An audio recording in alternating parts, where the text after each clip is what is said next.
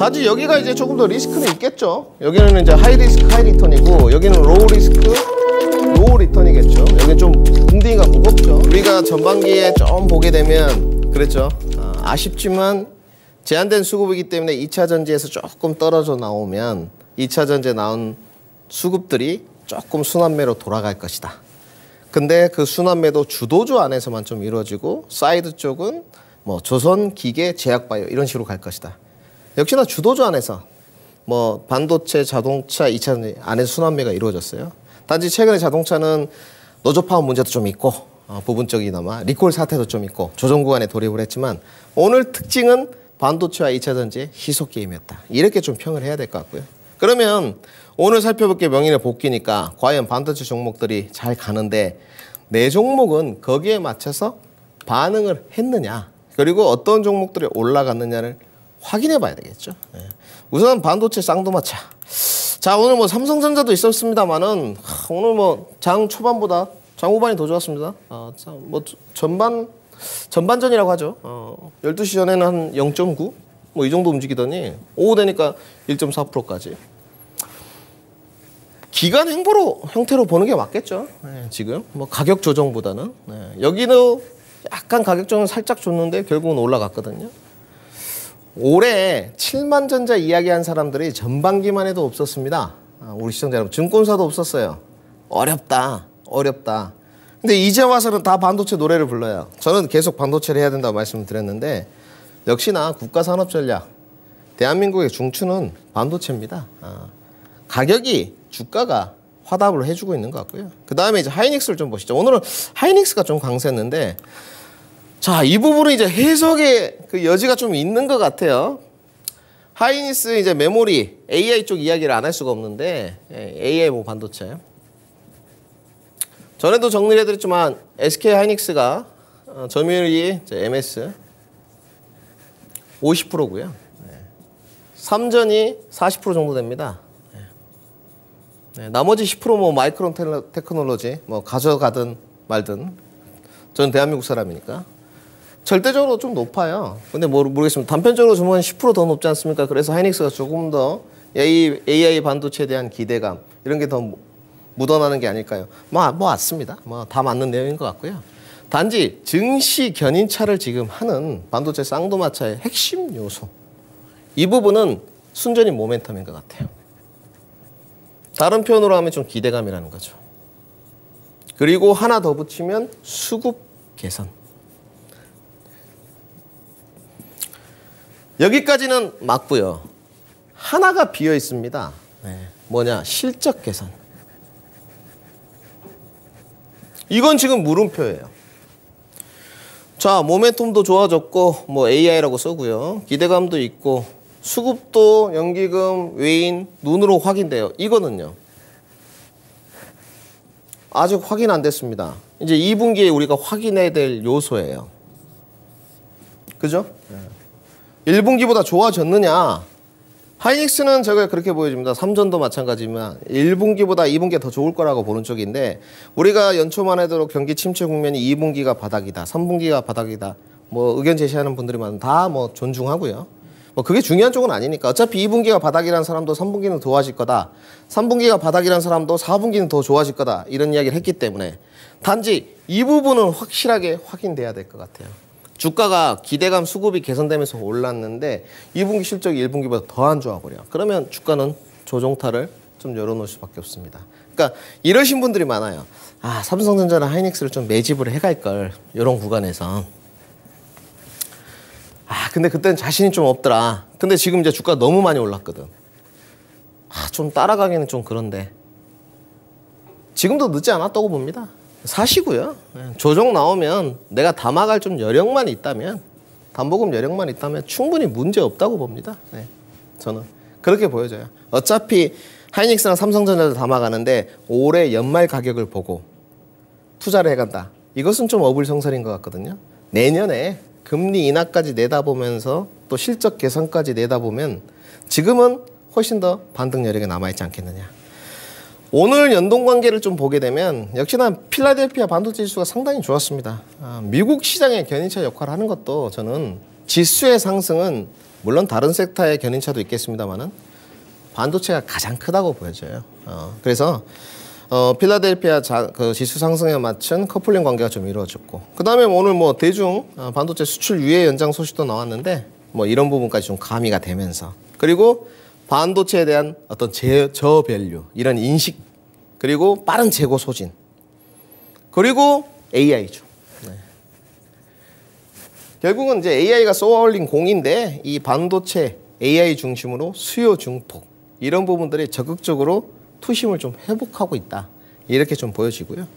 단지 이제 반도체도 중요한 국면에 왔습니다. 뭐가 왔냐? 선별화입니다. 아마도 적극적으로 반도체 좀 단가를 낮추시고 이런 부분들은 수익률 게임에서 슬슬 좀 우위를 차지하고 계실 거예요. 하다못해 본전이라도 왔든지 아니면 이제 수익률 게임에서 조금씩 이겨나가고 있을 텐데, 지금부터는 반도체도 좀 선별화가 진행될 것 같습니다. 더불어서 반도체 자체들이 좀 올라오면서 특히 오늘 같은 경우는 동반 상승하는 그런 분위기가 좀 있었거든요. 그래서 이제 선별화가 진행되는데, 다음 선별화가 진행될 때 과연 핵심 키워드는 무엇이냐? 역시 실적이다. 이렇게 보여집니다. 이제 기대감으로만 주가가 계속할 수는 없다.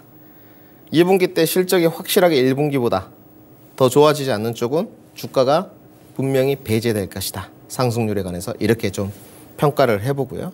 오늘 그러면 쌍두마차는 좋았는데 후발주자들 좋았냐? 좋았습니다. 유진테크 모습인데요. 역시나 3월에 찍었던 고점 33,000원입니다. 조정 받더니 다시 거기를 향해서 가고 있고요. 지금. 그리고 또 한번 보죠. 이오테크닉스. 뭐 연일 고공행진입니다. 네, 지금 주가 계속 쭉 가는 쪽이죠. 네, 바닥 찍고 쭉 올라가는 쪽. 네, 뭐 8만 원까지 트라이 하더니 10만 원까지 갔고요. 한 25% 정도가 좀 오른 것 같고.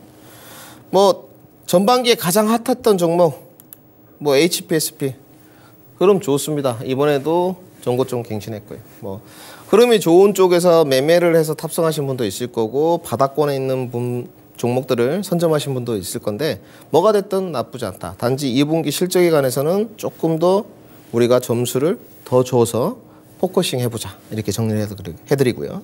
자, 2차 전지도 오늘 봐야 될 것 같습니다. 오후 들어서 상당히 좀 수급이 들어왔는데 2차 전지는 좀 이렇게 평가를 해야 될 것 같습니다. 그 대다수의 종목들이 보시게 되면 62동 평균선 내지는, 자, 에코프로를 보고 계신데 이게 61선이에요. 61선 내지는 121선에서 다 하방 지지대를 만들었어요. 네, 뭐 첨보, 뭐 엔캠, 특히 금양 이런 종목들, 상신 EDP 121선에서 좀 만들었고, 물론 첨보는 하방 경직성이 있으니까 아래에서 올라오고 있지만 나머지 LNF, 포스코 퓨체, 에코프로 BM, 에코프로는 61선에서 지금 반등을 시작을 했는데, 오늘 보시게 되면 일단 에코프로 그룹주가 먼저 시동을 좀 걸었거든요. 그러니까 2차 전지는 앞으로 종목 선별화가 좀 이루어지는데, 아니 반도체는, 소재는 2차 전지 소재는 벌써 선별화가 좀 이루어진 것 같습니다. 그리고 확실히 그 수급과 매기가 특정 종목에 좀 쏠리는 게 있는 것 같아요. 그래서 2차 전지 속 안에서도 선별화 움직임이 좀 나온 것 같고, 2차 전지 소재 안에서 밸류에이션에 대한 평가들이 조금 다르지만 어찌됐건 LNF가 좀 싸거든요. 근데 LNF 같은 종목들은 보시게 되면, 자, 여기서 반등을 했어요. 근데 LNF는 122선까지 조정받았습니다. 물론 반등은 좀 나왔습니다. 일정 부분. 근데 여기가 밸류는 더 싸거든요. 근데 반등이 좀 소원해요. 우리가 이제 물론 밸류도 봐야 되지만 결국은 2차 전지 안에서는 종목이 좀 선별화가 이루어지면서 계속적으로 수급과 매기가 오는 특정 종목들이 좀 있다, 이렇게 좀 보여지고, 그러면 이제 전부 다 그렇진 않겠지만 몇몇 종목들, 이제 우리 시청자분들이 고민하시는 내용이 이거거든요. 아, 전문가님 다 좋습니다. 뷰는 뭐 다 주관적이니까 전고점 테스트를 좀 할 수 있을까요? 여기로 기결이 좀 되는 것 같거든요. 네, 근데 성장성은 이제 의심 여지가 없으니까. 근데 전고점 테스트는 한번 거칠 것 같습니다. 뭐 돌파 여부에 대해서 조금 논하는데, 그러니까 저는 그 반도체냐 2차 전지냐 이렇게 보면 둘 다 좋은데 6대4 정도로 보거든요. 6대4.